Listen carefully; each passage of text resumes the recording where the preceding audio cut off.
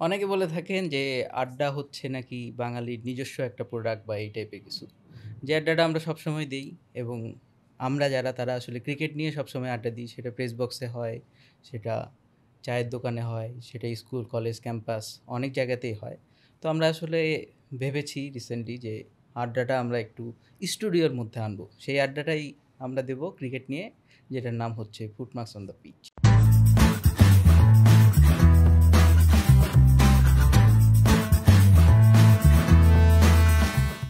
Matthew Ford একটু আগে one day ক্রিকেটের ফাস্টেস্ট 50-র জয়েন্ট রেকর্ড করেছেন এবি ডিভিলিয়ার্সের সঙ্গে। কদিন আগে ওয়েস্ট ইন্ডিজকে আয়ারল্যান্ড হারিয়েছে ওয়ানডে সিরিজের প্রথম ম্যাচে। অ্যাঞ্জেলো ম্যাথিউস আজকে টেস্ট ক্রিকেট থেকে রিটায়ারমেন্টের ঘোষণা দিয়েছেন। বাংলাদেশের সঙ্গে প্রথম টেস্টই হবে তার শেষ। জিম্বাবুয়ে 22 বছর পর ইংল্যান্ডের সঙ্গে টেস্ট সিরিজ খেলছে বা টেস্ট ম্যাচ খেলছে, যদিও ওয়ান অফ ম্যাচ। আইপিএল আর পিএসএল দুইটাই আসলে শেষ পর্যায়ে।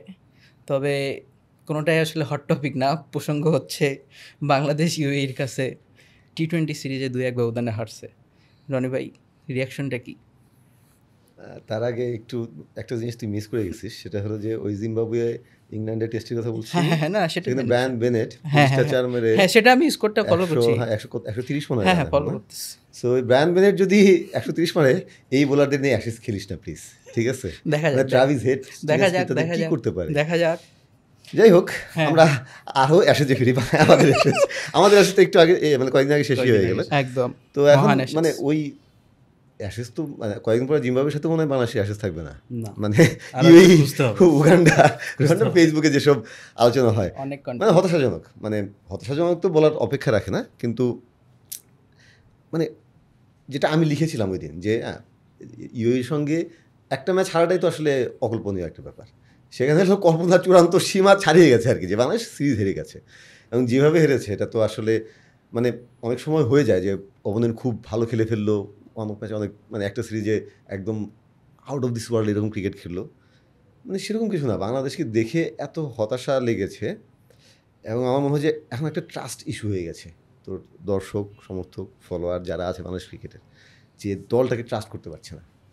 এটা হলো আমার কাছে এখন সবচেয়ে মানে এতদিন ধরে বাংলাদেশ ক্রিকেট ফলো করি, মানে প্রফেশন তো আছেই, প্লাস তার আগে থেকে তো ফলো করি। একটা সময় ছিল দলটা আমার দল বা আমাদের দল, কিছুদিন আগ পর্যন্ত ছিল। এখন সেই ট্রাস্ট ইস্যু বা সেই জায়গাটা, সেই ভরসা জায়গাটা বড় একটা ধাক্কা খেয়ে গেছে। সো এই সিরিজটা মানে এমনিতেই নড়বড় অবস্থা ছিল, এই সিরিজটা সেটাকে একদম মানে পোক্ত করে ফেলেছে একদম, আমার মনে হয় এরকম। স্টেডিয়ামে গালিগালাজের কিছু ভিডিও আমরা দেখেছি, যেটা আমি কখনোই সমর্থন করি না, মানে এটা করা উচিত না। কিন্তু আমি জাস্ট বলছি যে ট্রাস্ট ইস্যুটা কোন জায়গায় চলে গেছে আর কি। সো সব কিছু মিলিয়ে না এটা আসলে মানে বাংলাদেশ ক্রিকেট অনেক তলানিতে গেছে এর আগে, এটা কোন তলানি আমি জানি না। আচ্ছা, মানে এই ট্রাস্ট ইস্যু এটা কি আসলে মানে শুধু টি-20-র ক্ষেত্রে নাকি ফরম্যাট ওয়াইজ? কারণ শেষ জিম্বাবুয়ের সঙ্গেও টেস্ট হেরেছে বাংলাদেশ। মানে এটা কি ওভারঅল বাংলাদেশের ক্রিকেট সব কিছু মিলিয়ে, নাকি আসলে টি-20 ফরম্যাটটাই আমাদের হয়ে না, ওঠে এটা ফরম্যাট ওয়াইজ না। পাবলিক যখন দলের উপর ভরসা হারায়, সেটা কিন্তু কোনো একটা ফরম্যাট ওয়াইজ হারায় না। একটা সময় ছিল ঠিক আছে, যখন অনেক সবাই একদম যেটা বলছিলাম যে আমার দল বা আমাদের দল, তখন কিন্তু এসব বিশ্লেষণ তারা করতেন। হ্যাঁ, এই ফরম্যাটে ভালো, ওই ফরম্যাটে খারাপ, এখানে তা করতে হবে। এখন ওভারঅল একটা তোর ভাবমূর্তি ইস্যু হয়ে গেছে, সেটা total Bangladesh cricket, on field, of the field, সব কিছু মিলিয়েই মাঠের ক্রিকেটটা সেটা একটা পার্ট। মাঠের ক্রিকেটটা যদি ঠিক থাকে না, তখন তোর মনে কর অন্য অনেক কিছু আড়াল হয়ে যায়। এটা আমরা বাংলাদেশ ক্রিকেটে অনেক সময় দেখেছি। সেটাও যে খুব আইডিয়াল কিছু সেটা না কিন্তু, হ্যাঁ, বাট সেটা আড়াল হয়ে যায়। কিন্তু এখন যখন মাঠের ক্রিকেটও এই অবস্থা, মাঠের বাইরে তো আছেই, এবং সেটা সব ফরম্যাটেই আসলে। টেস্টে তুই জিম্বাবুয়ের কাছে হারতেছিস, ওয়ান ডে আমাদের মানে একটা ভরসার ফরম্যাট ছিল, সেখানে খুবই নড়বড়ে অবস্থা, প্লাস টি-20 তো আছে। টি-20তে ওয়েস্ট ইন্ডিজে আমরা জিতে আসলাম, সেটা তো একটা ভালো সাইন ছিল, এবং ওই সিরিজটা ভালো খেলেছে বাংলাদেশ। ওয়েস্ট ইন্ডিজের একটা ব্যাপার হলো, ওয়েস্ট ইন্ডিজ বাংলাদেশের মতোই আর কি, কখন কী করবে কেউ জানে না এখন। মানে সঙ্গে সেটা এই না, আমরা তো ইউজুয়ালি যেহেতু আমাদের যে পেশার কারণে হোক, আর আমরা বেশি নার্ডি এই কারণে হতে পারে যে আমরা একটু ফরম্যাট ওয়াইজ চিন্তা করি। আচ্ছা, এই ফরম্যাটটা আগে ভালো ছিল, এখন খারাপ, বা একটু ভালো এখন, বা ওইটা আর একটু ভালোর দিকে যাচ্ছে, এটা একটু খারাপের দিকে যাচ্ছে আর কি। সো আমরা তো ওই পাবলিক প্রসপেকশনে চিন্তা করলে একটু গভীরে যায় চিন্তা করার চেষ্টা করি। সো আপনাকে যদি জিজ্ঞেস করি যে টি-20তেই যদি জিজ্ঞেস করি আর কি, রিসেন্টলি আপনি মেনশন করলেন West Indies, which was A refreshing result. But ওই যখন আবার ওয়েস্ট ইন্ডিজের পরে 6 মাস পরে আরেকটা টি-20 সিরিজ সেটা ইউএর সঙ্গে হয়, তখন আর কি ওই অ্যানালাইসিস করার মতো কোনো জায়গা থাকে না অ্যাকচুয়ালি কি, মানে আমরা কিভাবে কোন প্যাটার্নে সেট করবো আর কি। অ্যাজ এ জার্নালিস্ট আমরা we look for patterns most of the time, যে গুড ব্যাড যেটাই হোক না কেন। আমরা এখন মানে বেসিক্যালি টি-20তে যদি কথা বলি কোনো প্যাটার্ন অ্যাকচুয়ালি ধরতে পারতেছি না। Is it because of the transition period যেটা মাঝখান দিয়ে আমরা যাচ্ছি এটার কারণে, নাকি আপনার কাছে কি মনে হয় আর অন্য কিছু আছে নাকি আসলে কখনোই টি-20তে কোনো প্যাটার্ন আমাদের ছিল না, মানে আমরা এটা এক্স্যাক্টলি টি-20 10-20 টাইপের একটা প্যাটার্ন ছিল না। এবং তুই এই সিরিজটা যদি আমাদের অ্যাপ্রোচ দেখিস তাহলেই মানে পরিষ্কার, কিন্তু অ্যাপ্রোচের দুইটা ব্যাপার আছে। একটা হলো যে হাউ ইউ প্লে, আরেকটা হলো তুই মানে যেটা দৃশ্যমান একদম প্রকাশ্যে আমরা দেখছি যে কীভাবে আমরা খেলছি, আরেকটা হলো অপোনেন্টকে আমি কীভাবে দেখছি, সেটা পুরোপুরি দৃশ্যমান, মানে একদম ওই নিজের পারফরমেন্সের মতো দৃশ্যমান না, কিন্তু সার্টেন কিছু জিনিস দেখে তুই বুঝতে পারবি। একটা হলো বাংলাদেশের টি-20 অ্যাপ্রোচ তো কখনোই সেভাবে ছিল না। কিছু সার্টেন ভালো রেজাল্ট বাংলাদেশের ছিল, এশিয়া কাপে ফাইনাল খেলেছে, নিদাস ট্রফিটা তো আউটস্ট্যান্ডিং ছিল ওই সময়টা। আমার মনে আছে আমি হ্যাঁ ওই সময়টা ভালো ছিল।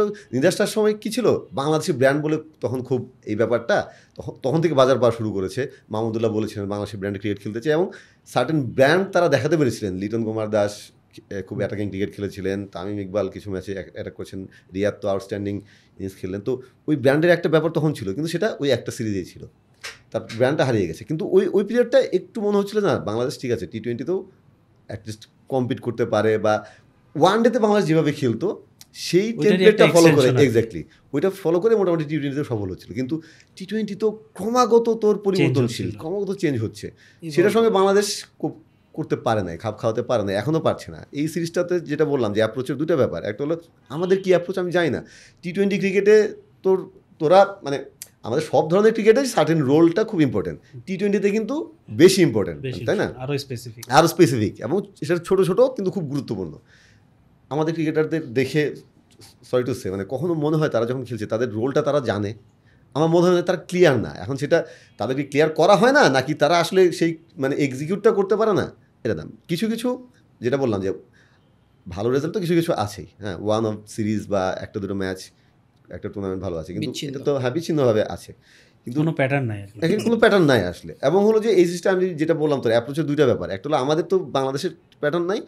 গোটা সিরিজে আমার মনে হয়েছে যে বাংলাদেশ দল ইউএইকে ঠিক পাত্তা দিচ্ছে না, মানে অপোনেন্ট হিসেবে পাত্তা দিচ্ছে না। তারা প্রথম ম্যাচে বাংলাদেশ হারতে পারতো কিন্তু, তাই না, হ্যাঁ, তারপরে জিতে গেছে। দ্বিতীয় ম্যাচটা মনে হয়েছে যে কি মানে বডি ল্যাঙ্গুয়েজ এত বাজে ছিল, এবং থার্ড ম্যাচেও তাই মনে হচ্ছে যে তারা আশা করছে যে ইউএইতে কোনো রকমের তারা কিছু না কিছু করে ইউএই হেরে যাবে, এরকম একটা আশা করেছে আমার বডি ল্যাঙ্গুয়েজ দেখে মনে হয়েছে। সো অ্যাপ্রোচের সব দিক থেকেই না আসলে মানে খুবই হতাশাজনক, এবং না আসলে অ্যাপ্রোচ বলে কিছু নাই। আচ্ছা, ব্যাটিংয়ে যেটা বললেন অলরেডি, আমার ফার্স্ট ম্যাচ অলমোস্ট কত 191 মানে 200+, আমার কাছে মনে হয়েছে আন্ডার পার।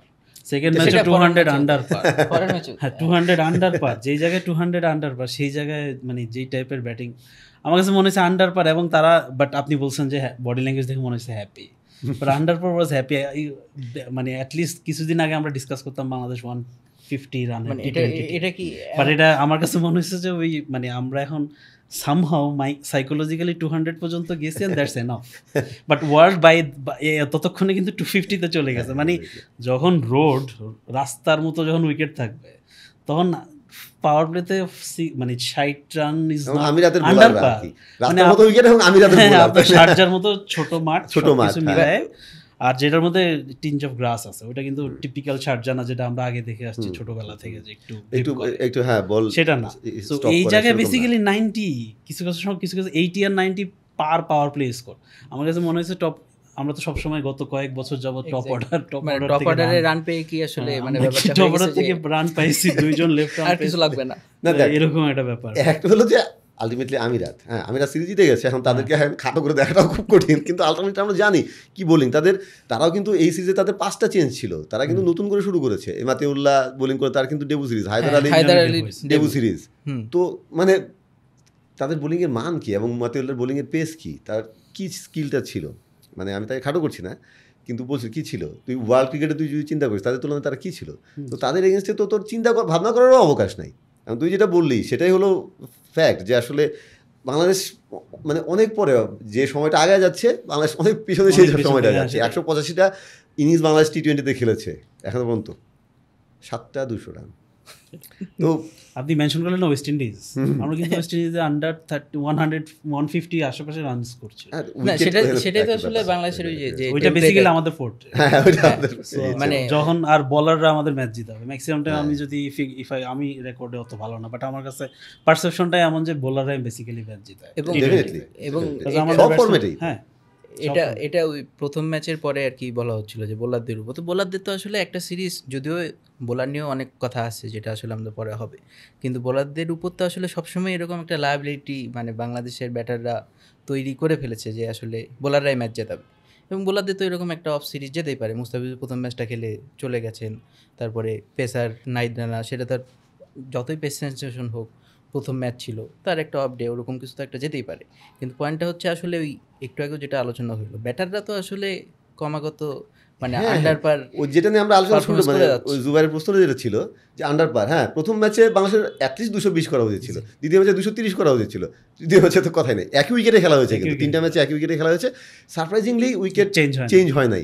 এবং শারজার উইকেট তুই যেটা বললি, ছোটোবেলায় যখন আমরা দেখতাম বেশিরভাগ সময় একটু স্টপ করতো, বল হয়তো একটু থমকে আসছে ব্যাটে, কিংবা একটু স্টিকি উইকেট অনেক সময় থাকতো, এবার তো খুবই ভালো উইকেট, মানে এত থ্রু দ্য লাইন এত সুন্দর খেলা গেছে। এবং আমিরাতের ব্যাটসম্যানটা ওয়াসিম বা যাই বলে, তারা কিন্তু ওই থ্রু দ্য লাইনই বিশেষ না, ওই যদি একটু স্টপ করতো তাহলে ওদের জন্য ঝামেলা হতো, ওরা ওই থ্রু দ্য লাইন খেলেছে, তার মানে হলো যে বোঝা যাচ্ছে উইকেট কত ভালো। সেই উইকেটে লিটন কুমার দাস কেন 32 বলে 40 করবে আমার একটু বোঝা, এবং 32 বল খেলার পরে, হ্যাঁ মানে এটা কি, বা তানজিদ ভালো শুরু করেছে 2টা ম্যাচে, তো তানজিদের তো এই আমিরাতের সাথে যদি সেঞ্চুরি বা 80 তুই না করিস তাহলে কার সাথে করবি, হ্যাঁ তাই না? তো প্রত্যেকটা ম্যাচে আন্ডার পার স্কোর ছিল, ডেফিনেটলি বোলিং খারাপ হয়েছে কিন্তু স্কোর অবশ্যই আন্ডার পার ছিল, এবং সেটা আরও বেশি আমার মানে চোখে আঙুল দিয়ে মানে সবাইকে দেখানোর মতো একটা ব্যাপার যে ক্যাপ্টেন যখন 2টা ম্যাচে হারার পরে এসে বলছে যে ডিউয়ের কথা, তুই ডিউ যদি থাকে তাহলে তো বোঝা উচিত যে তোর ডিউ মানে আমার আরও বিশ্রাম বাড়তি করতে হবে, তাই না? সো সেটা তারা নর্মাল হচ্ছে বিশ্রাম কম করছে, শকিং।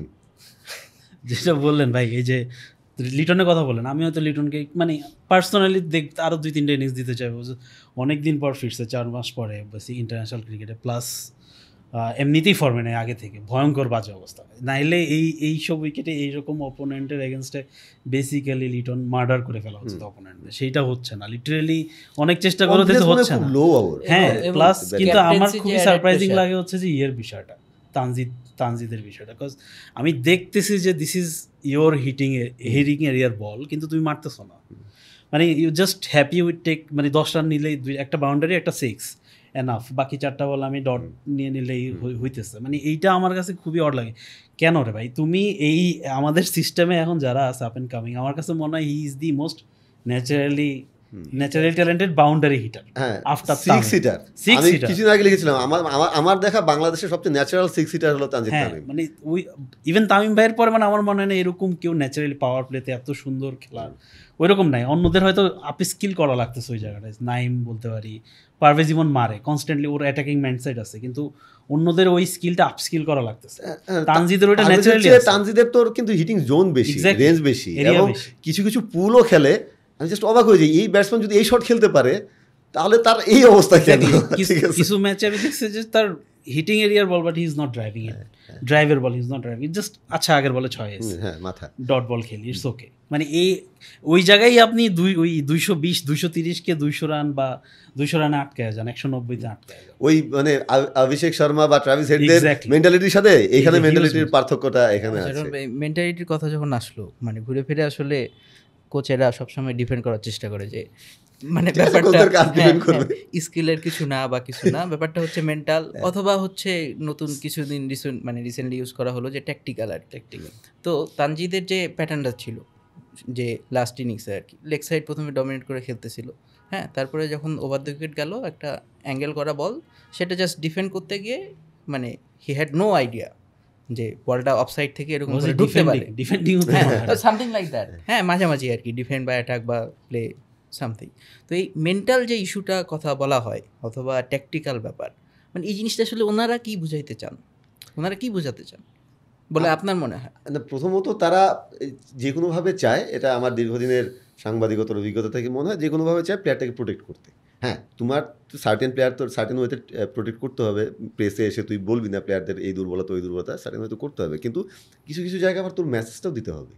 হ্যাঁ হ্যাঁ, জি। কিছু কিছু জায়গায় আমি বলতেছি না যে তাদেরকে একদম তুলনা করতে হবে বা খুব বাজেভাবে চোখে আঙুল দেওয়ানো কিছু দেখাতো, কিছু কিছু জায়গায় মেসেজটা দিতে হবে। এখন হয় কি মানে তারা ড্রেসিং রুমে আমাদেরকে সামনে যেটা বলছে আবার সেটা ড্রেসিং রুমে মানে সেইভাবে বলছে কিনা বা তুই যে মেসেজটা দেওয়ার কথা বললি সেটা ক্লিয়ারলি দিচ্ছে কিনা, এটা একটা বড় ব্যাপার। এখন আমি জানি না যে আসলে সেটা আমাদের কোচটা দেখে না। কোচদের ওই যে স্কিল বলে যে স্কিলের ব্যাপার নাই, এটা তো একটা মানে মানে খুবই সরি টু সে খুবই হাস্যকর কথা।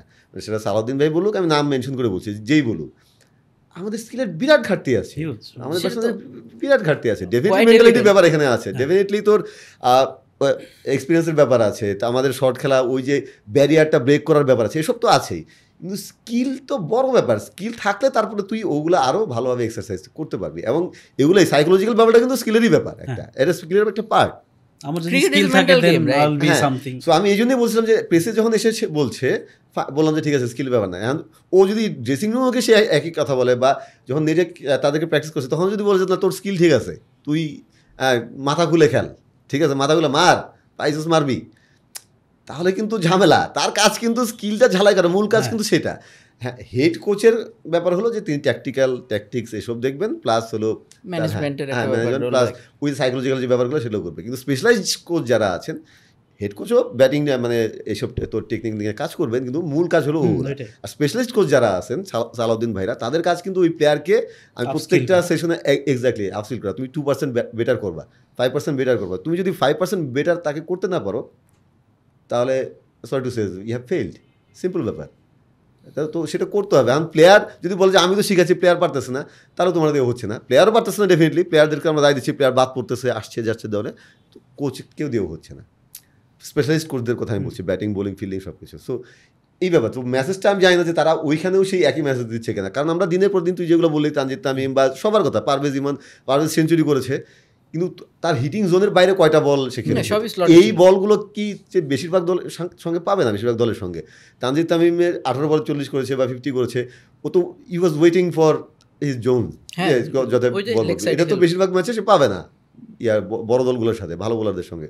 সো তখন তো স্কিলটা তার বাড়াতে হবে, তাই না? স্কিলটা সিটিং রেঞ্জ বাড়াতে হবে। তো সেইটা তো আমি দেখছি না। পারভেজ ইমন যখন সেই বিপিএল-এ সেঞ্চুরিটা করলো 42 বলে বঙ্গবন্ধু বিপিএল-এ, আর এখন যে আমার মনে হয় না হিটিং জোন তার খুব বেশি বেড়েছে।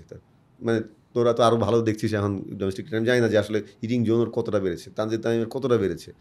সো এগুলো তো কোচদের কাজ ভাই, হিটিং জোন বাড়ানো বা রেঞ্জ বাড়ানো। এখানে একটা পয়েন্ট হচ্ছে মানে কোচদের কাজ, এই জিনিসটা যদি কোচরা মানে এভিডেন্ট হচ্ছে বা আমাদের আলোচনায় মনে হচ্ছে যে আসলে কোচদেরও সার্টেন লেভেলে ফেলিয়ার্স রয়েছে, তো এইখানে আসলে কে স্টেপ ইন করবে? করার কথা তো বিসিবি। এই ব্যাপারটা আসলে মানে এই যে কোচ যায় কোচ আসে, হ্যাঁ অনেকদিন আগে আপনি লিখেছিলেন, আমি একটা ফেসবুকে লিখছিলাম, আমি জানি না যে ওইটা মিলে গেছে, যাই হোক, কোচ যায় কোচ আসে, এই যে কোচ যায় কোচ আসে, এটা আসলে কিসের বেসিসে যায় আর কিসের বেসিসে আসে? বাংলাদেশের প্রেক্ষিতে তো ফেসবুক, মিডিয়া এবং পাবলিক পারসেপশন এসব দিয়ে চলে আর কি। এখন যারা কোচিং প্যানেলে আছে, মানে ফিল সিমন্সকে একটা সময় দিতে হবে আমাদের, ঠিক আছে, বাট তাকে তো আনা হয়েছিল যে হাদুর সিংহকে বিদায় করা হবে, এই কারণে হাদুর সিংহকে বিদায় করার আবার সার্টেন কারণও ছিল, কিন্তু যেভাবে বিদায় করা হয়েছে সেটা ছিল খুব দৃষ্টিকটু। তো তখন ব্যাপারটা ছিল তাকে বিদায় করতে হবে এবং যাকে পাই ধরে বেঁধে নিয়ে আসো, এরকম একটা ব্যাপার। তো সেভাবে ধরে বেঁধে সিমন্সকে নিয়ে এসেছে। এবং সিমন্স ওয়ার্ল্ড কাপ জয়ী কোচ, কিন্তু ওয়েস্ট ইন্ডিজে যেটা কার্যকর হয়েছে বাংলাদেশে কতটা কার্যকর হবে আমি জানি না। খুব ভালো ম্যান ম্যানেজমেন্ট তার স্কিলটা তার আছে বলে আমরা শুনতাম তখন, সেটা বাংলাদেশের ক্ষেত্রে কতটা কাজে দেয়, কারণ তার ভাষায় বেশিরভাগ প্লেয়ারের বোঝার কথা না। এটা আমরাও অনেক সময় স্ট্রাগল করি, আমি তাদেরকে খারাপ করছি, আমরা অনেক সময় স্ট্রাগল করি, অনেক ক্যারিবিয়ান প্রোনাউন্সিয়েশন। সো সেগুলো, এবং সেটা হলো যে ওদের কালচার একরকম, আমাদের কালচার একরকম। ওদের কালচারে সিমন্স হয়তো ব্রাভোকে বা পোলার্ডকে বা রাসেলকে যেটা বলছে যে ওয়েতে, আমাদেরকে বললে এদেরকে বললে হবে না। সো আমি জানি না যে আসলে সিমন্স এখানে তার ওই স্কিলটা দিয়ে এখানে কতটা সফল হবেন। অন্য কোনোভাবে যদি ম্যানেজ করতে পারেন, সেটা আমরা আশা করবো, সেটা করতে পারলে তো খুবই ভালো। বাট আমাদের তো আসলে কোচ এভাবেই হয়। এখন এই সালাউদ্দিন ভাইকে আনা হয়েছে, হয়তো কিছুদিন পরে আবার আরেকজনকে আনা হবে, এভাবে চলতে থাকবে। কিন্তু ইফেক্টিভ, আমাদের জন্য ইফেক্টিভ কোচ এবং কীভাবে আমি ওদেরকে এই যে 5% 10% বেটার করতে পারি, সেটা আমাদেরকে বের করতে হবে। ওই জেমি সিনেন্সের মতো কাউকে বের করতে হবে। প্রথমবারে জেমি সিনেন্স 2009, ওইটা কি ন্যাশনাল লেভেল থেকেই আসতে হবে? নেসেসারিলি আমার কাছে তো আমার এটা একটা ভালো পয়েন্ট যে এখনকার যে স্কেজুয়াল আপনি ইউ ক্যানট মানে আপনার ওই প্রাইভেট ওয়ান অন ওয়ান একটা 30 মিনিটের সেশন পর্যন্ত করার সুযোগ নেই, মানে রিয়ালিটিটা আমরা দেখি প্লেয়াররা স্ট্রাগল করে, আপনার ওই ফ্যাসিলিটিস নাই, আপনার ওই কমন স্ট্রাগলগুলো তো আছে এখন আরও বেশি বিকজ অফ স্কেজুয়ালিং প্রবলেমটা আমরা তো আরও ডিটেল আলাপ করি। কিন্তু আমার কাছে মনে মানে আপনি ওই যেটা বললেন বলার কারণে আমার মাথায় আসলো, আপনি 5 বছর আগে যেই এই মনে যে ইনিংসটার কথা বললেন, দেন 2025 এখন 5 বছর এর মাঝখানে আপস্কিলিংয়ের জন্য সে তো ন্যাশনাল লেভেল ছিল না, ইন অ্যান্ড আউট ছিল, আশপাশে ছিল, কিন্তু তার যে আপস্কিলিংয়ের বিষয়টা সেটা সে কার কাছ থেকে করবে, কোথায় করবে, কোন জায়গায় করবে, কোন উইকেটে করবে, কোন ফ্যাসিলিটিতে করবে, this are the bigger question আমার কাছে। হ্যাঁ, বাংলাদেশ ক্রিকেটের যে কোনো আমি কনস্ট্যান্টলি তো কোচ বদলাচ্ছি। হ্যাঁ, না ওইটা ঠিক, ওই তো আমার কি হচ্ছে বাংলাদেশ টাইগার্স প্রোগ্রামে কোচ কারা, হ্যাঁ এইচপিতে কোচ কারা, প্লাস আমার ডিভিশনে কোচ কারা, ডিস্ট্রিক্ট লেভেলে কোচ কারা, এগুলো তো খুবই ইম্পর্টেন্ট। এবং বাংলাদেশের কোচ তো ভাই স্বীকার করতে হবে, আমি আবারও বলছি যে তাদের প্রতি সবটুকু সম্মান বা রেসপেক্ট রেখেই বলছি যে একটা সার্টেন লেভেল তাদের সেই লিমিটেশনস আছে, এটা তাদেরও দায় অনেক ক্ষেত্রে না, তাদেরও সেই সুযোগটা নাই। এটা তারা কোথায় যাবে, তারা একটা বিসিবি লেভেল 3 করা আর ইসিবি বা এসিবি মানে ক্রিকেট অস্ট্রেলিয়ার লেভেল 3 ডিফারেন্ট থিং। সো আমরা 20 বছর আগে দেখতাম যে কোচদেরকে তোর বিদেশে পাঠানো হতো, এখন তো ইজিলি পাঠানো, প্রতি বছরই অন্তত 3 জন করে কোচ আমি মনে করি যে বিদেশে পাঠানো উচিত। হ্যাঁ, শেখায়, কাজ শেখায়, বিসিবির খরচে পাঠাবে তাদেরকে, হ্যাঁ, এবং তাদেরকে এটা একটা বৃত্তির মতো থাকবে, তাই না? সো সেই ব্যাপারগুলো নাই। তো ডিস্ট্রিক্ট লেভেলে, ডিভিশন লেভেলে, এবং ভেরি ইম্পর্টেন্ট হলো তোর এইচপি, যখন আন্ডার 19 থেকে যে ছেলেটা আসছে তারপরে তার ওই তাকে আরেকটু ভেঙে করে তখন তো নিতে হবে, যেহেতু আমাদের ডোমেস্টিক ক্রিকেট অতটা স্ট্রং না। টি-20 নিয়ে যখন আমরা কথা বলি, এটা বাংলাদেশের ক্রিকেটের আসলে মানে স্ট্রাকচার নিয়ে কথা বললে একটা কমন মানে আই ফাইন্ড ইট পাজলিং যে একটা ছেলে বা একটা মেয়ে ওয়েবার সে যদি আসলে টপ লেভেল পর্যন্ত যেতে চায়, তার আসলে পাথওয়েটা কি, এই জিনিসটা কি আসলে বাংলাদেশে এখন পর্যন্ত স্ট্রাকচার? না, ডেফিনেটলি না। তো সেটা যদি না হয় তাহলে টি-20 যখন আমরা দেখি আইপিএল কেন এত প্লেয়ার পায়, তাদের টিএনপিএল থেকে শুরু করে সব কিছু এত লিগ, এত খেলা হয়। এক্স্যাক্টলি, বাংলাদেশে আসলে খেলাটা হয় কই? বাংলাদেশে তো ন্যাশনাল লেভেলে বাইরে খেলাই হয়। হ্যাঁ, মানে তাহলে আসলে প্লেয়ারটা আসবে কোত্থেকে?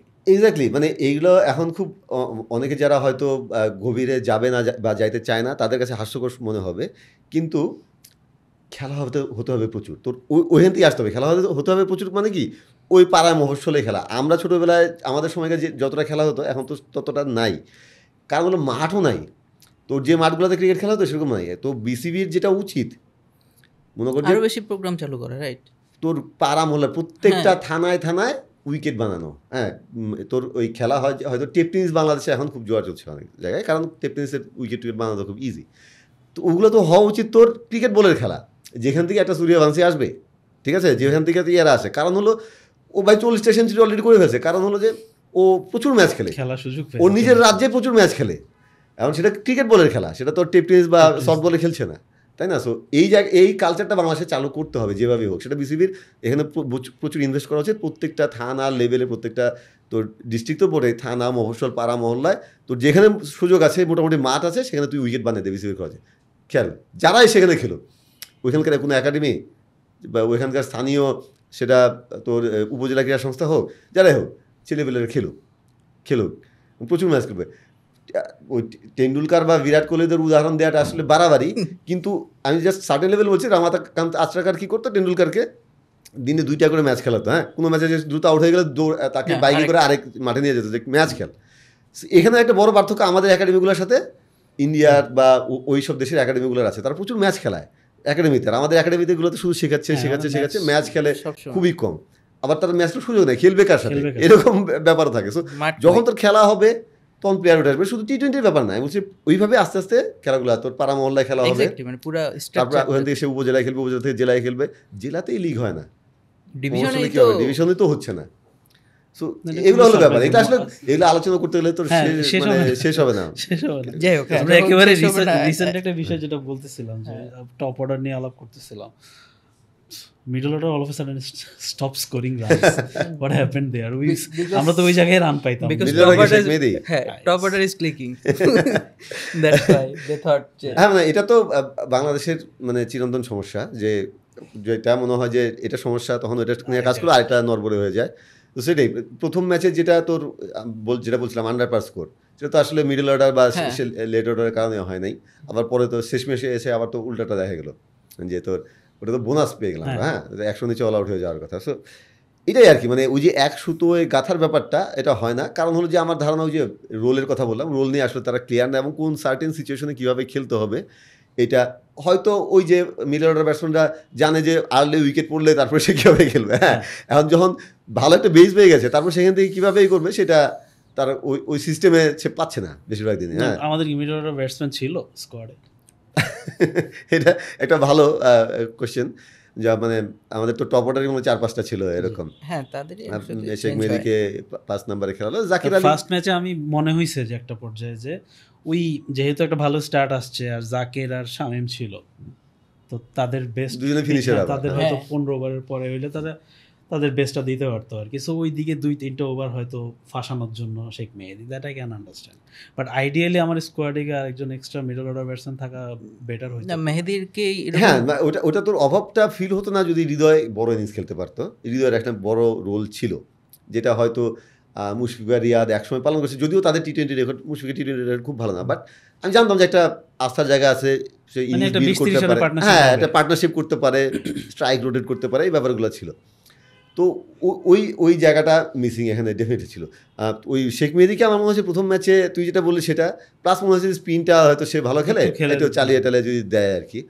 কিন্তু আলটিমেটলি আমার মনে হয় যে ওর ব্যাটিংয়ের উপর কি একটু বেশি ভরসা মনে হয় টিম ম্যানেজমেন্ট করে ফেলেছে। কি একটা ব্যাপার আছে যে ওই যে চিফ সিলেক্টর যখন এই টিম অ্যানাউন্সমেন্টের সময় বললেন যে তাদের রেকগনাইজ অলরাউন্ডার নাই, সেটা টিম ম্যানেজমেন্টের দিক থেকে বলা হচ্ছে, অলরাউন্ডার বানানোর চেষ্টা। হ্যাঁ, মানে এরকম কোনো কিছু কিনা। হ্যাঁ, না, আমাদের আইসিসি টি-20 র্যাঙ্কিংয়ে বাংলাদেশের বেস্ট অলরাউন্ডার কিন্তু শেখ মেহেদী আছেন, যদিও সেটা 36 নম্বরে, ঠিক আছে। এবং সেটা হলো 40টা ইনিংসে টি-20তে খেলে ফেলেছে, এভারেজ হলো 12, স্ট্রাইক রেট 98। সো এবং ইন্টারন্যাশনাল ক্রিকেটে তার 50টা ইনিংস হয়ে গেছে, 30 রানের বেশি কোনো ইনিংস নেই। সো বুঝতে হবে যে তার সার্টেন লিমিটেশনস আছে। সো আমাদের সেটা বুঝতে হবে। আমি তার আমরা 2025 এ দেখতেছি, I been seeing this from years, BPL এ তো আমরা দেখতেছি যে সে 130 অ্যাবাভ পেস যখন খেলে তখন সে স্ট্রাগল করে। এক্স্যাক্টলি। ইন্টারেস্টিং হলো শেখ মেহেদীকে আমি যখন প্রথম দেখি, মানে তো দেখতাম, যখন খেলা দেখি সেই ম্যাচে সে সেঞ্চুরি করেছিল মিরপুর স্টেডিয়ামে, ঢাকা লিগের ম্যাচ। না ওটা এনসিএল ম্যাচ, না ওটা ঢাকা লিগের ম্যাচ ছিল। ঢাকা লিগের ম্যাচ ছিল, সেটা এক্সাক্ট টাইম মনে নেই। সালাউদ্দিন ভাই টিমের খেলা ছিল, পাশাপাশি বসে, তখন তো খুব ছিল, এত কড়াকড়ি ছিল না, পাশাপাশি বসে আমরা খেলা দেখছিলাম। তখন বললাম যে ছেলেটা কে, শেখ মেহেদী, মোটামুটি ইমপ্রেসিভ মনে হয়েছিল। পরে তো বিপিএলও বেশ কিছু ভালো ইনিংস খেলেছে, কিন্তু ওইটার সঙ্গে ইন্টারন্যাশনাল ক্রিকেটের যে স্ট্যান্ডার্ড সেটা তার মানে নাম্বারসগুলোই বলে দিচ্ছে। সো আমাদের বুঝতে হবে যে তাকে আমরা আসলে একটা হলো যে টি-20 আরব আমিরাতের সঙ্গে তাকে 5 নম্বরে নামানো হয় এক্সপেরিমেন্টে। আমি খুব বেশি দোষের কিছু দেখি না, যে হ্যাঁ তুই যদি ট্রাই কিছু করিস আরব আমিরাতে, হ্যাঁ এখানেই করতে হবে। এখানে যখন সে ফেল করেছে, তার মানে বুঝতে হবে যে হ্যাঁ তার আসলে আমরা তাকে এখন অলরাউন্ডার হিসেবে বিবেচনা করবো কিনা। ব্যাটিং কিছু পেলে বোনাস, বোলিংটা তার সে মোটামুটি ভালো। এই সিরিজে খারাপ করেছে, কিন্তু হ্যাঁ মোটামুটি ভালো। মোস্ট অফ দ্য ডেজ তিনি ভালো করবেন, এটা এখন পর্যন্ত আমরা আশা করতে পারি। সো তাকে অলরাউন্ডার হিসেবে বিবেচনা না করে, মানে সিম্পলি বোলার হিসেবে তাকে দেখতে হবে। ব্যাটিংয়ে কিছু পাওয়া গেলে সেটা বোনাস, ওই প্রেসারটা আর কি না দেওয়া, পাঁচে খেলানোর যে অ্যাটেনশনটা, হ্যাঁ ওইটা না হলে। এটা তুই যেটা বললি যে বিপিএল এ ওই যে 130-এর বেশি বল খেলতে পারছে না, 135 খেলতে পারছে না, এটাও একটা কারণ হতে পারে যে হ্যাঁ স্লগ ওভারে নামালে তো তার পেস বল খেলতে হবে। তো তাকে যদি স্পিনে 2-3টে ওভারতে মেরিটেরে একটা 12 বলে 20-25 কিছু করতে পারে এরকম, কিন্তু আলটিমেটলি সেটাও হয় নাই। সো মানে টিম ম্যানেজমেন্ট আমার মনে হয় যে এই জিনিসটা খেয়াল রাখা উচিত, তার যার ওইরকম অ্যাবিলিটি নেই তার উপর বেশি ভরসা করলে সে আর চাপে পড়ে যায় আর কি। তার বোলিংটা কিন্তু সাফার করলো, বোলিংটা সাফার করে, যেটা অনেক বড় প্লাস পয়েন্ট ছিল আমাদের জন্য, কারণ পাওয়ার প্লেতে উইকেট পাইনি এবার। হ্যাঁ, এটা একটা বড় ব্যাপার ছিল যে অ্যাটলিস্ট যেটা হতো যে ও হলো রানটা আটকে দিতে পারলে আরেক পাশে হয়তো উইকেট পড়তে পারতো। যেমন অ্যাটলিস্ট আমি থার্ড ম্যাচে এক্সপেক্ট করছিলাম, যখন হায়দার আলী ওরকম স্টাম্প টু স্টাম্প মানে স্ট্রেট লাইনে বল করে, সেদিন ভেবেছিলাম যে মেহেদী উড হ্যাভ বিন ইফেক্টিভ। সেটাও তো আসলে হয়। তো ব্যাটিং নিয়ে আসলে আমরা অনেক কথা বলছি, তো বোলিংয়ের দিকে যদি যাই, বোলিং তো আসলে এই সিরিজে অ্যাটলিস্ট হতাশাজনক। প্রথম ম্যাচে আমি যদিও এটা এইভাবে দেখি যে মোর অফ এ মানে তারা ইউএই, তাদের কাছে বাংলাদেশের সঙ্গে একটা ম্যাচ জেতাই তো আসলে অনেক বড় একটা প্রেশার। সেই প্রেশারটাতে সামহাও তারা মনে হয় ক্রাম্বল প্রথম ম্যাচে, এবং সেটা পরের 2 ম্যাচে তারা ওভারকাম করেছে। তো আসলে আমাদের যখন এই বোলিংয়ের ব্যাপারটা আসছে, তখন এই সিরিজের ওভারঅল বোলিংটা আসলে আপনার কাছে কি মনে হলো? না আমার বেশ কিছু জায়গায় আমি খুব অবাক হয়েছি, মানে এরকম আশা করি নাই আর কি। সেটা হলো যে যেমন নতুন বলটা সুইং করাতে পারে নাই হাসান এবং শরীফুলের ভিতরে ঢোকা বলটা কোথায় গেল আমি বুঝলাম না। মানে মাঝখানে তো মনে হচ্ছিল যে মানে এত ভালো সে করছিল, আমি বলে বলে অলমোস্ট করছিল, হ্যাঁ সেটা একদম সিম্পলি হারিয়ে গেল একদম। মানে ইরফান পাঠান কেসের মতো মনে হচ্ছে, যদিও স্টিল ইয়াং, আশা করবো যে ফিরে আসবে। ইঞ্জুরি পর একটা সেটব্যাকের পর ফিরে আসতে টাইম লাগে, কিন্তু মানে হচ্ছেই না তার সেই ডেলিভারিটা। এবং হাসান মাহমুদ তো মানে সম্ভবত আমাদের সবচেয়ে স্কিলফুল পেসার, তিনিও মানে সুইং করাতে পারলেন না নতুন বল সেভাবে। তো বুঝলাম না এখন সেটা কি ডিউয়ের কারণে, ডিউটা কী মাত্রায় ছিল আমি সেটাও, মানে লিটন যেভাবে ডিউয়ের কথা বলেছে, মানে ডিউ যখন তো বেশি থাকে নর্মালি আমরা কি দেখি যে টাওয়েল নিয়ে কমানে বল মুছছে কিংবা সেরকম অ্যারেঞ্জমেন্ট থাকে, সেরকম কিছু কিন্তু আমরা দেখি নাই খুব বেশি, তাই না? ক্ষেত্রে দেখছিলাম যে প্রত্যেক বলের আগে করতেছিল, তো সবচেয়ে বেশি সমস্যা তো রিশাদেরই হওয়ার কথা। তাদের কথা ছিল যে অনেক বেশি, আর Rishad was taking time every ball, সে রুমাল দিয়ে বল, আমি বাকিদের ক্ষেত্রে ওটা দেখি নাই। তো সেই টাইমের ক্ষেত্রে তো পেসারদের ক্ষেত্রে আরও বেশি থাকে, তারা রান আপে যেতে বলটা মুছতে পারে, তাই না? সো মানে রিশাদ যদি বল গ্রিপ করতে পারে ঠিক মতো, ভালো বোলিং করতে পারে, তাহলে তো পেসারদের আরও ভালো করা ছিল। ফিজিক্যাল আঙ্গুল বড় হচ্ছে না, ওইটা বোলিংয়ের প্রসঙ্গে ওটা আমার মানে লেগেছে যে আসলে নতুন বলটা কাজে লাগাতে পারে নাই, সুইং টুইং হয় নাই, আর স্লো ওভারে তো কিছুই হয় নাই। আমরা অ্যাকচুয়ালি কার কাছ থেকে নিউ বলে উইকেট এক্সপেক্ট করি? মুস্তাফিজ গন। মুস্তাফিজ নিউ বলে পাওয়ার প্লেতে 6 নাম্বার মানে 6 ওভারটা করা বলার, ওইটা সবচেয়ে বেশি অ্যাটাক করে ব্যাটসম্যানরা। সো ওইটা হয়তো সে আমার বেস্ট ডিফেন্সিভ বলার হিসেবে 6 নম্বর ওভারটা করে ইউজুয়ালি আর কি, যদি টেকনিক্যালি চিন্তা করি। সো আমি কার কাছ থেকে, Shoriful is the only one, and Sheikh মেহেদিও ডিফেন্সিভ অপশন, কিন্তু মারতে গিয়ে যদি আমি রাইট হ্যান্ড ব্যাটসম্যান থাকে then he is a defensive option. তাহলে বেসিক্যালি হাসান আর শরীফুল ছাড়া আমি পাওয়ার প্লেতে আমি কার উপর ফেথ রাখবো? তাসকিন থাকলে তাসকিন একটা অপশন, বাট হ্যাঁ আমরা উই আর টকিং অ্যাবাউট তার সঙ্গে যদি আমার তাসকিনদের লাগে তাহলে তো সেই পুরাতন আলোচনা চলে আসে যে এদের সঙ্গেও তুমি টপ প্লেয়ারদের খেলাচ্ছাই করছো। বাট হাসান এবং শরীফুল আমি জানি না যে আসলে এক্সাক্ট কারণ কি ছিল, বোলিং কোচ ছিল না, বোলিং কোচ না থাকাতে তারা সুইং করা তো ভুলে গেছে, এটা তো হওয়ার কোনো কারণ নাই। তো তারাই আসলে ভালো ব্যাখ্যা দিতে পারবেন। কিন্তু খুবই সারপ্রাইজিং, এবং না ওই যে বডি ল্যাঙ্গুয়েজের কথা শুরুতে বলছিলাম না, গোটা সিরিজেই না আমার প্লেয়ারদেরকে মনে হচ্ছে খুব ছাড়া হয়ে যাবে, মানে হ্যাঁ হয়ে যাবে, কিছু একটা হয়ে যাবে, কিন্তু হয় নাই। মানে সুইংটা তো তোর হাসান মাহমুদ তো দুই দিকে সুইং করতে পারে, ভালো সুইং করতে পারে, কেন পারলো না জানি না। শরীফুল এমনিতে খারাপ করে নাই, কিন্তু যেটা বলছিলাম যে মানে ওর কাছ থেকে যেটা এক্সপেক্ট তোর আর্লি উইকেটটা এনে দেয়া, স্পেশালি যখন মেহেদি ভালো করছে না তখন তার আরও জরুরি ছিল। একটা শেষ ম্যাচে ওয়াসিমকে আউট করেছে, তাছাড়া আসলে মানে সেরকম ইফেক্টিভ বোলিং যদি বলি করতে পারে নাই। স্লগ ওভারে তো যাতা করেছে আর কি সবাই। তানজিন তামিমের ওই যে ফেসবুকে ঘুরে বেড়াচ্ছে যে 6 বলে 6টা ইয়র্কার দিতে পারতো ইন্টারভিউ, সাকিব হ্যাঁ জুবাইর ইন্টারভিউ, তোর ইন্টারভিউ ছিল, তোর জবাব দেওয়া উচিত। 6 বলে 6টা ইয়র্কার মারতে পারি না, অ্যাটেম্প্ট তো করে নাই ইয়র্কার, যেটা এটা সারপ্রাইজিং, তোর অ্যাটেম্প্টই করে নাই। ওই দিন কি ডিউ বেশি ছিল, দে ওয়েন্ট ফর মারতে গিয়ে যে একটা মিসফায়ার করলো, back of the hand slower বল তারা। আচ্ছা ও যদি তোর back of the hand slower করার সাহস করতে পারে, তাহলে ইয়র্কার করার সাহস কেন করতে পারে না? যদি ডিউই হয়, ডিউ হলে তো তোর স্লোয়ার ওই ব্যাক অফ দ্য হ্যান্ড করতে গেলে আরো বেশি, সেটাই বলবো, কোনো প্যাটার্ন কোনো লজিক মানে মেক সেন্স করে না। There was no press conference, so আর প্রশ্ন করার সুযোগ ছিল না। কিন্তু আমার মনে হয়েছে যে তারা যথেষ্ট সিরিয়াস ছিল না, এটা আমার গোটা সিরিজে মনে হয়েছে। মানে এটা খুবই সেন্সিটিভ ব্যাপার কাউকে এর সঙ্গে বলা, কারণ আমরা শিওর না এটা বলা উচিত না, কিন্তু আমার অ্যাজ এ স্পেকটেটর আমার খেলা দেখে মনে হচ্ছে যে তার গোটা সিরিজেই না ওই সিরিয়াসনেসটা ছিল না। এবং আমি জানি না যে এটাই কারণ কিনা। স্কিলের ঘাটতি তো ডেফিনেটলি আছে, স্কিলের ঘাটতি আছে, কিন্তু এটা মানে ইউএইর ক্ষেত্রে আমরা স্কিল নিয়ে কথা বললাম, হ্যাঁ সেটাই বলছি যে সে মানে আলটিমেটলি ইউএই তুই যে বেসিক কাজটা করে গেলেও হয়ে যাওয়ার কথা, সেখানে সে বেসিক কাজটা কেউই করতে পারলো না, গোটা সিরিজেই পারলো না, মানে দুঃখজনক না। এবং ব্যাপারটা যদি এমন হতো যে এরকম অ্যাসোসিয়েট নেশনের কাছে বাংলাদেশ কখনো হারে নাই, বা হংকংয়ের কাছে হেরেছে, না লাস্ট ইয়ার তো ইউএসএ কাছে সিরিজ হেরেছে, তো এই জিনিসটাও তো আসলে তাদের ব্যাক অফ দ্য মাইন্ড কাজ করার কথা যে এক্স্যাক্টলি আর যাই হোক হারা যাবে না। তো তাহলেই মানে ব্যাপারটা পুরোটা পোলার অপোজিট হয়ে গেল কেন হলো এটার ব্যাখ্যা তো তারা দিতে পারবেন। এখানে টিম ম্যানেজমেন্টেরও আবার দায় থাকবে ডেফিনেটলি, তাদের তো কাজ হলো তাদেরকে উজ্জীবিত করা, ক্যাপ্টেনের বড় ভূমিকা এখানে রাখতে হবে, কোচ ক্যাপ্টেন সবার বড় ভূমিকা এখানে রাখা উচিত। আমি জানি না যে সেখানে তারা কী করেছে। ক্যাপ্টেনের কাজ তো অনফিল্ড বোলিং চেঞ্জ করা বা ফিল্ড প্লেসিং করা, কিছু ট্যাকটিক্স এসব ব্যাপার না, এই জিনিসগুলোও এই যে আপলিফ্ট করা এটাও তো একটা বড় পার্ট, স্পেশালি আমাদের মতো দেশে। তো সেটাও আসলে প্রস্তুত তোলা যায়। এই ক্যাপ্টেন্সির কথা যখন আসলো, লিটন দাস মানে স্পিনের বিষয়ে জিজ্ঞেস করবো, স্পিনার অফ স্পিনার না ভাই যদি বলেন লেফট আর্ম স্পিনার আছে অনেক। আরে জগন্নাথ আলম মাঠে দুসরা প্রথম সাইদ আজমলের আগে না তিসরা, সরি নট দুসরা, তিসরা। আমার প্রথম উইকেট তো কোনো মোশাররফ একদিকে রুবেল। গেছে।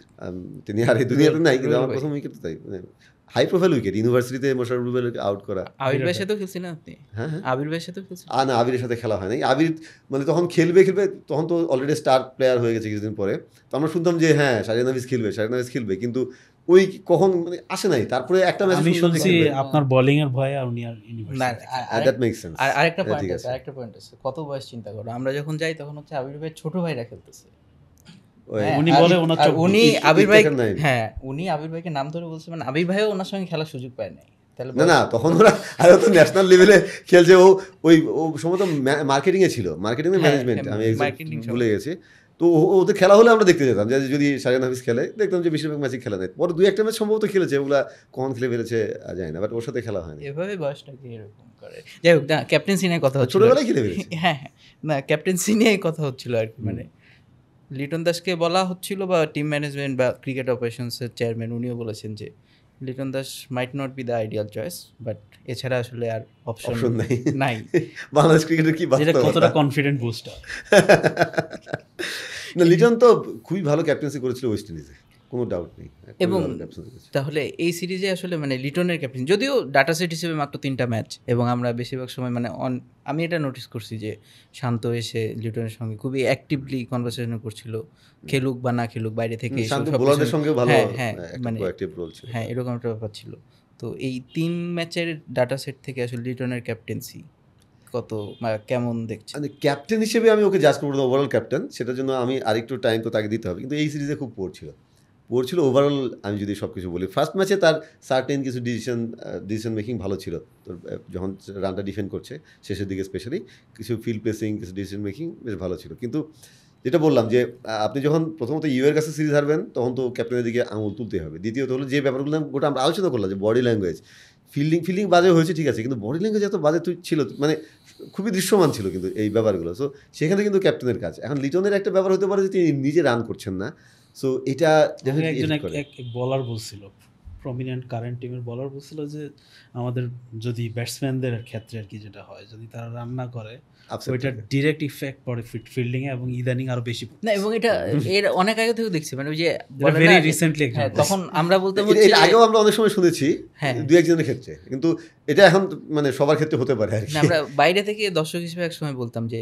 যখন নিজেদের দিন, হ্যাঁ তারা চিন্তা করে, মানে এটা হচ্ছে বাংলাদেশ টিমের একটা নেচার, যে তখন তারা নিজেরা ভাবে যে হ্যাঁ আজ আমাদের দিন, তখন তাদের শরীরী ভাষা বদলে যাবে, ফিল্ডিং থেকে শুরু করে সবকিছু। হ্যাঁ, এটা অনেকদিন হয়েছে কিন্তু ওই সময়টা, যে খেলা শুরুতে আমরা বুঝে ফেলতাম যে আজকে কিছু একটা হতে পারে, বডি ল্যাঙ্গুয়েজ এরকম চার্জড আপ থাকে তারা সবাই, সেই ব্যাপার এখন মানে ওই ব্যাপারগুলো নাই। হ্যাঁ, লিটনের ক্ষেত্রে আমার ধারণা তার ওই যে ব্যাটিং ফর্মটা, কারণ কি তোর ক্যাপ্টেন্সির একটা বড় ব্যাপার হলো কনফিডেন্স।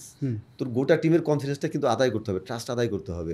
এখন যখন ও নিজে রান করছে না, তখন কিন্তু ও সার্টেন জিনিসগুলো জোর দিয়ে বলতে পারছে না, কিংবা ও নিজের উপর যদি ভরসা না থাকে, দল তার উপর কীভাবে ভরসা করবে, কিংবা ও নিজেই জানে যে হ্যাঁ আমার একটু সংশয় আছে, হ্যাঁ আমি সেটা বলবো, ঠিক আছে আমি নিজে তো রান করতেছি না, এটা কেমনে কই, হ্যাঁ এটা চিন্তা করতে। তো এই ব্যাপারগুলো খুব সাইকোলজিক্যাল ব্যাপার, সেগুলো এফেক্ট করতে পারে, ডেফিনেটলি এফেক্ট করতে পারে। আমি বলছি না যে এগুলো করেছেই, কিন্তু এগুলো এফেক্ট করতে পারে। এবং লিটনের বড় চ্যালেঞ্জ ডেফিনেটলি এটাই হবে।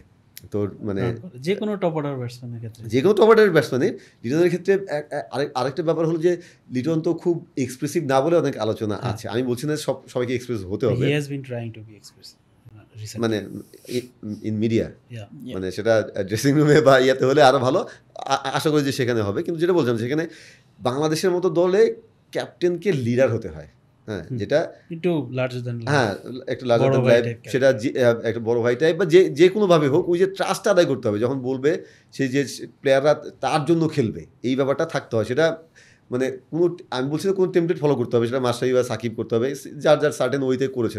সাকিবের মতো করেছে, মাশরাফির মতো, তামিমের মতো, মুশি যখন ছিল মুশির মতো করেছে, সুমন ভাই ওই সময় সুমন ভাইয়ের মতো করেছে।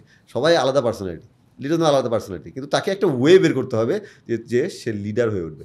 যেহেতু লম্বা সময়ের জন্য ক্যাপ্টেন্সি সে পেয়েছে, তো লম্বা সময় মানে T20 ওয়ার্ল্ড কাপ পর্যন্ত চলে, একটা ওয়ার্ল্ড কাপ তো বাংলাদেশের জন্য এটা বড় ব্যাপার। তো তাকে একটা ওয়ে বের করতে হবে যে টিমের ট্রাস্ট এবং রেসপেক্ট দুটোই আদায় করা। একটা হলো যে আমরা জানি যে লিটন কী করতে পারে, লিটন নিজের দিনে কী করতে পারেন। আরেকটা হলো যে লিটন হ্যাঁ দলের লিডার, আমার দলের সেরা ব্যাটসম্যান, পারফর্মার, লিডার। হ্যাঁ ঠিক আছে, তখন লিটনের গলায় যেমন জোর আসবে, টিমমেটরাও তার প্রতি সেই রেসপেক্ট, সেই সমীহ এবং তাকে তার কথা শোনার জন্য, দলের জন্য খেলা।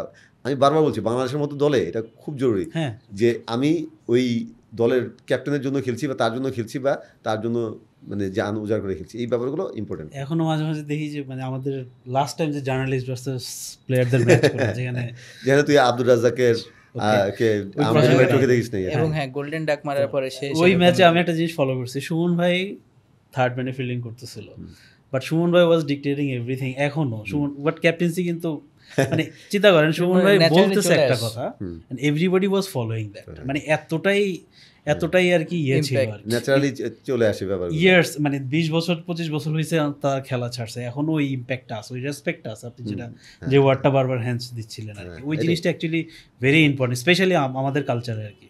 হ্যাঁ আচ্ছা, মানে লিটনের সম্পর্কে শেষ প্রশ্ন, আসলে লিটন দা ওপেনার নাকি লিটন দা নাম্বার 3? এটাও তো একটা ডিলেমা আসলে। আমি সবসময় লিটনকে যদি তোর কাজে লাগাতে হয় টি-20তে আসলে ডেফিনেটলি ওপেনার হিসেবে এই কাজে লাগানো উচিত। এখন হ্যাঁ স্পিন ভালো খেলে, মিডলের ওয়ানডেতে মিডল অর্ডার ভালো করেছে, তার আছে, কিন্তু টি-20তে আমার মনে হয় যে মানে লিটনের বেস্ট ভার্সনটা যদি মাঠে থাকে তাহলে ডেফিনেটলি তোর ওপেনিংয়েই আমি চাইবো। এবং যেহেতু আমাদের অপশনও নাই, এমন না যে আমাদের ওপেনার অনেক আছে, তানজিদ তামিম যদি এটা ধরে রাখতে পারে খুব ভালো। ইমন সেঞ্চুরি করেছে, কিন্তু ইমনকে কিন্তু আরও অনেক উন্নতি করতে হবে ভাই, টপ বোলারদের সঙ্গে খেলতে পারে, আরও অনেক উন্নতি করতে হবে। সৌম্য টি-20 পারফরমেন্সটা মানে আমি মনে করি বাংলাদেশ ক্রিকেটের সবচেয়ে বড় হতাশার জায়গা আর কি, যে আমরা ধরি যে আদর্শ সৌম্য হবে, আদর্শ কিন্তু মানে এতগুলো ম্যাচ লাস্ট 30 টি-20 নিয়েছে, তার 50 নেই। ওভারঅল এভারেজ কত তার? খুবই 17 না 18 মনে হয় এভারেজ, মানে এত খেলার পরে। সো অপশন নাই। লিটনকে মানে বাংলাদেশ টি-20তে কিছু করতে হলে, লিটনের নিধাস ট্রফিতে লিটনের কিছু ইনিংস ছিল 40 রান 45 রান, ওই লিটন যদি থাকে, ওই ব্যাটিংটা করতে 2022 এশিয়া কাপে ইন্ডিয়ার সঙ্গে ছিল, তো ফ্যান্টাস্টিক ওয়ার্ল্ড কাপে অ্যাডিলেডে অসাধারণ ইনিংস ছিল, মানে লিটনের বেস্ট ভার্সনটা ওইরকম শর্ট বার্স্ট যেটা আর কি 20-25 রানস ইনিংস, এবং সেই জিনিসটাই মিসিং আর কি, এবং সেটা হলো বেসিক ব্যাটিং করে। আমার কিন্তু ওই যে তোর অ্যাডিলেডের ইনিংসটা এত অসাধারণ ছিল, সব ক্রিকেটিং শট, কিছুই করা লাগে মানে খুব বেশি কিছু করতে হবে না, লিটনের আছে তো সব, রেঞ্জ তো হিউজ রেঞ্জ, কিছু ক্ষেত্রে বেশি আছে মনে হয়। হ্যাঁ বেশি আছে। এটা দেখলাম কোথায় ফেসবুকে কোড দেখছিলাম যে তার ঘুরছে যে আমার হাতে শট বেশি, এটা আমার সমস্যা। তুমি যদি সেটা রিয়েলাইজ করতে পারো খুবই ভালো, কিন্তু সেটা মাঠে করে দেখাতে হবে। এটা সবসময়ই তাই, এটা যুগ যুগ ধরেই তাই চলে আসছে, হ্যাঁ তাই না? সো সেটা করতে হবে। তো সামনে আসলে পাকিস্তান সিরিজ, ইউএই পেছনে তো ফেলতে হবে আর কি, কিছু করার নাই। তো মিরাজ টিমে আসছে, জবাব দিয়ে দিতে পারে। কিন্তু এই যে আমরা এত কথা বলছি, হ্যাঁ বাংলাদেশ ক্রিকেটে এরকম বহুবার দেখা গেছে যে যখন একদম দেয়ালে ফিট থেকে কেউ একদম কি মানে তাদেরকে পাত্তাই দিচ্ছে না, ওই সময় অভাবনীয় কিছু করে ফেলছে। দেখা গেলো পাকিস্তানও তো পাকিস্তান, তাই না? ইন্ডিয়া পাকিস্তানের কোন ভার্সনটা এই সিরিজে দেখা যাবে? দেখা যেতে পারে যে এমন ভার্সন যে বাংলাদেশকে উড়িয়ে দিয়েছে, আবার এমন ভার্সন যে একদম মিয়ে গেছে। তো বাংলাদেশ দেখা গেলো ওখানে গিয়ে সিরিজ জিতে গেছে, ঠিক আছে? এরকম হতেও পারে, ইউ নেভার নো। যদি সিরিজটা হচ্ছে একটু মানে আনইউজুয়াল সার্কামস্টেন্সে, যেটা আনএক্সপেক্টেড অবশ্যই, কিন্তু মানে ওই ধরেন বিসিবিও বলছে যে যত তাড়াতাড়ি পারো খেলাটা শেষ করে চলে আসো। তো এরকম একটা সিরিজ আসলে মানে 5 ম্যাচ হওয়ার কথা ছিল, 3 ম্যাচ। এখন প্লেয়ারদের সাইকোলজিক্যাল অবস্থায় on the back of that defeat against UAE কেমন থাকতে পারে আসলে? ডেফিনেটলি কনফিডেন্স একদম তলানিতে থাকার কথা। বডি ল্যাঙ্গুয়েজ তো দেখলাম খুব বাজে। এখানে ওই যে টিম ম্যানেজমেন্ট, ক্যাপ্টেন, এদের একটা বড় রোল প্লে করতে হবে। মানে কোনোভাবে তাদেরকে আমরা মানে বলি এগুলা, কিন্তু সেই কাজটা তাদেরকে করতে হবে। আমরা বলি যে হ্যাঁ জাগিয়ে তুলতে হবে, উজ্জীবিত করতে হবে, প্রেরণা দিতে হবে, কাজই এটা তাদের। আমরা বলবো তাদের কাজ তো এটা করা, তাই না? এই জন্যই তারা দায়িত্বপ্রাপ্ত, এই জন্যই তারা ওই জায়গাটায় আছে। সো সেই কাজটা তাদেরকে করতে হবে, একটা ওয়ে বের করতে হবে। পাকিস্তান টিমেও বেশ কিছু চেঞ্জ আছে। আমার মনে হয় যে পাকিস্তানের জন্য সেফ হতো, পাকিস্তানের জন্য আইডিয়ালি তো বাবর বা রিজওয়ান, এরা তো টি-20-র জন্য এখন আইডিয়াল না, তারা সামনে তাকাচ্ছে। কিন্তু পাকিস্তানের জন্য সেফ হচ্ছে বাংলাদেশ সিরিজে তার বাবর রিজওয়ান থাকলে, কারণ বাংলাদেশ সিরিজে বাবর রিজওয়ান বাংলাদেশের সাথে রান করতো। ফাকর জামান কিংবা সাইম আইবরা, তো তোমরা জানো না যে তার কোন ভার্সনটা ইউজ হবে। আইডিয়ালি তারা ডেফিনেটলি তাদেরকে নিয়েই তোর পাকিস্তানকে সামনে এগোতে হবে। বাংলাদেশ সিরিজে বাবর রিজন থাকলে তাদের জন্য ভালো হতো, কিন্তু 170-80 রান করে ফেলতো, বাংলাদেশের জন্য এটা টাফ হতো আর কি। এটা মজা করে বললাম জিনিসটা, কিন্তু হ্যাঁ ওই পাকিস্তানের কোন ভার্সনটা এই সিরিজে দেখা যাবে এটা একটা ব্যাপার, বাংলাদেশের কোন ভার্সন, কারণ ওই যে মানে দুইটাই তো আনপ্রেডিক্টেবল দল আসলে। ভাই একটা লাস্ট টপিক তুলে শেষ করি, যে পাকিস্তান বাংলাদেশ দুইটাই একটা ট্রানজিশন পিরিয়ডে দিয়ে যাচ্ছে অনলি আমাদের ট্রানজিশন পিরিয়ডের কি হ্যাঁ, ট্রানজিশনই চলছে, শেষ হয় না। এই আমাকে ফেসবুকে একজন জিজ্ঞেস করছিল এই কথাটা, আমি বলছি জাস্ট যে ট্রানজিশন, আমি বললাম যে তামিম লাস্ট টি20 খেলছে 5 বছর আগে, মুশি খেলছে 2.5 বছর আগে, তো ট্রানজিশন তো চলতেই আছে, তাই না? তো ট্রানজিশন কি, আমাদের ট্রানজিশন নেভার এন্ডিং। বলতেছি যে আমরা এখানে অ্যাকচুয়ালি মানে থামবো কখন, স্থিতিশীলটা হবো কখন, কিভাবে হবো?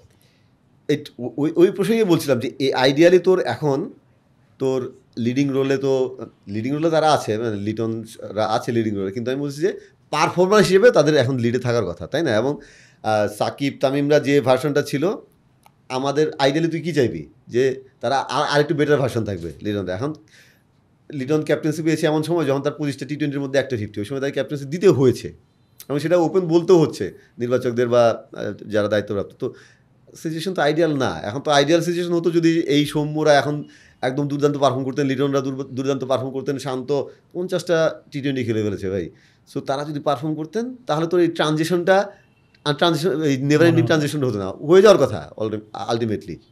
তারপরে এখন থাকবে ওরা এই জায়গায়, এখন আমরা ট্রানজিশন করবো, এখন হৃদয়রা হয়তো সেট হবে, তাই না? আস্তে আস্তে হৃদয়রা বা জাকির সেট হবে, এরা সেট হবে, তারপর পরের জেনারেশনকে আমরা আনার চেষ্টা করব এরকম। এখনও পর্যন্ত আমাদের চিন্তা করতে হচ্ছে লিটন কবে রান করবে, শান্ত আদৌ রান করবে কিনা, তাহলে তো আসলে ট্রানজিশন চলতেই থাকবে। কারণ তুই কিছুদিন পরে এই ওয়ার্ল্ড কাপে বাংলাদেশ আগামী ওয়ার্ল্ড কাপে ভালো করতে পারলো না, লিটনও ভালো করতে পারলো না, তখন তো তোর মানে তো সামনে তাকাতে হবে। তখন সামনে তাকানোর উপায় কি? আমার কি বিশাল প্লেয়ার পুল আছে? তখন তো আবার সেই মানে আমার আরেক নতুন প্লেয়ারদের দিকে তাকাতে হবে, বা মোটামুটি যারা 2-1 ম্যাচ খেলছে তাদেরকে তাকাতে হবে, আবার ট্রানজিশন চলতেই থাকবে, ঠিক আছে? Next world cup. যাই হোক, এখন ওই শেষ একটা কোশ্চিন, দুনিয়ার সবচেয়ে কঠিন কোশ্চিন, বাংলাদেশ পাকিস্তান সিরিজের প্রেডিকশন করেন। এটা ওয়াইল্ড, হ্যাঁ ওয়াইল্ড সিরিজ তো 2-1 ফর বাংলাদেশ, ঠিক আছে? কারণ আমি ওই আশা করছি যে পাকিস্তান ভার্সনটা, মানে যে ভার্সনটা, হ্যাঁ ওইরকম কিছু। বাট যদি টু বি অনেস্ট তাদের ম্যাচ উইনার বেশি, হ্যাঁ ফাখর জামানের খেলা উঠে গেলে একে খেলাটা শেষ করে দিতে পারে। বাট আশা করছি যে হাসান মাহমুদ বা শরীফুলরা একটু বেটার বোলিং এই সিরিজে করবে। তানজিম সাকিব হয়তো ওদের মতো সুইং বোলার না, কিন্তু তারা কিছু শক্তির জায়গা আছে। কিন্তু বোলারদের নামই বলতেছি না, আমি বোলারদের কথাই বলছি। না, আমরা জিতি বোলার দিয়ে, সো হ্যাঁ বোলারদের দিয়ে ম্যাচ জিততে হবে, ভরসা তাদের উপরই করতে হবে, এই আর কি। তো তোদের প্রেডিকশনে বল। কোনো প্রেডিকশন নেই, তাহলে আমাকে জিজ্ঞেস করলি কেন? না কঠিন কাজ আপনি করবেন, আমরা আপনাকে তারপরে তো এটা রিল বানায় পৌঁছে দিবে যখন বাংলাদেশ 300 দিতে হবে। হ্যাঁ তা আপনাকে বসানো হইছে ওই পাশে, ওই কারণেই না প্রেডিকশনটা কর, মানে কি হতে পারে প্রেডিকশন? আমার কাছে মনে 2-1 ফর পাকিস্তান, না বাংলাদেশ। আমরা শুনে না আচ্ছা, কয়েকজনের সাথে কথা বলছি তো তারা খুব আপবিট মনে হচ্ছে আর কি। এতক্ষণ এটা বললি না কেন? আমি যে প্লেয়ারদের উজ্জীবিত করার কথা বললাম, তার আপবিট কোন দিক থেকে আপবিট দেখা যাবে মাঠে। আচ্ছা ঠিক আছে, ভালো। পাকিস্তানে গিয়ে পাকিস্তানি খাওয়া দাওয়া খেয়ে যদি আপবিট হয়ে যায়, ভালো। সেটাই, ঠিক আছে রনি ভাই, থ্যাংক ইউ। আর আপনি তো প্রেডিকশন দিলেন, সো সিরিজ শেষে নিশ্চয়ই আবার প্রেডিকশন নিয়ে আলাপ হবে, দেখি কতটুকু মিললো। ঠিক আছে, তখন তো কে কাকে পৌঁছাতে পারে দেখবো, সেটা দেখা যাবে। না পচানি will continue, okay, to be continued.